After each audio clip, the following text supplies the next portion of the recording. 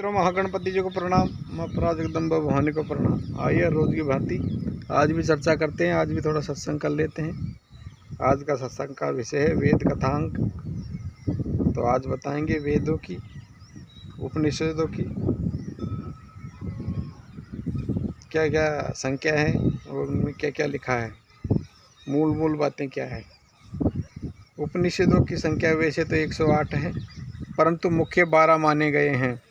ईसा उपनिषद पहला, दूसरा है केन उपनिषद, तीसरा है कठोपनिषद, चौथा है प्रश्न उपनिषद, पांचवा है मुंडक उपनिषद, छठा है मांडुक्य उपनिषद, सातवां है तैत्तिरीय उपनिषद, आठवां है ऐतरेय उपनिषद, नौवां है छांदोग्य उपनिषद, 10वां है बृहदारण्यक उपनिषद, 11वां है कौशिकी उपनिषद, 12वां है श्वेतांबर उपनिषद।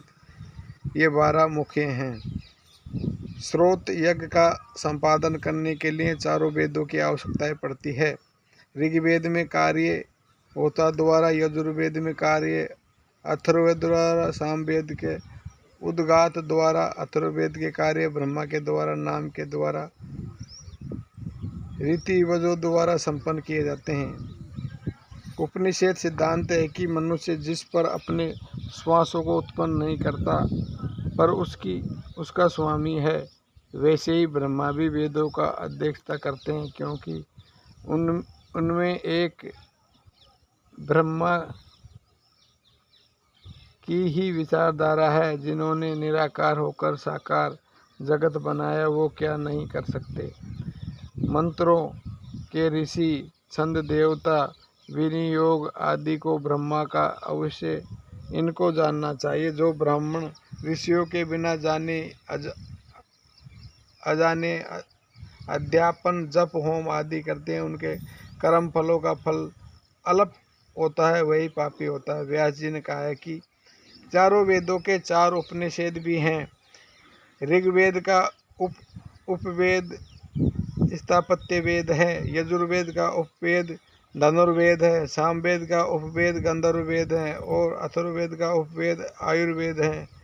वेदों का प्राचीन विभाग मुख्य रूप से 2 हैं, मंत्र और ब्राह्मण।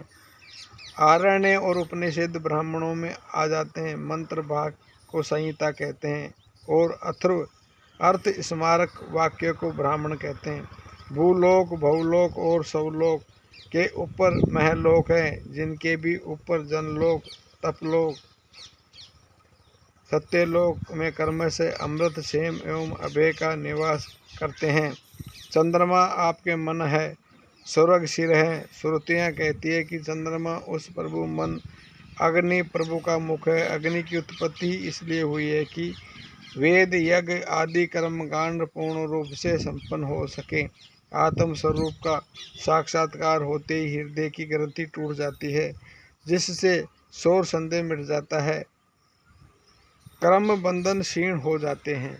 मित्रों, हम हमारे चैनल पे ऐसी गुड जानकारियाँ देते रहते हैं। चैनल द्वारा दी गई जानकारी अच्छी लगती हो, आप हमारे चैनल को लाइक करें, शेयर करें और शेयर करना ना भूलें, क्योंकि आपको एक शेयर सब्सक्राइब हमारे चैनल को नई दिशा देता है। हरिओम हरिओम।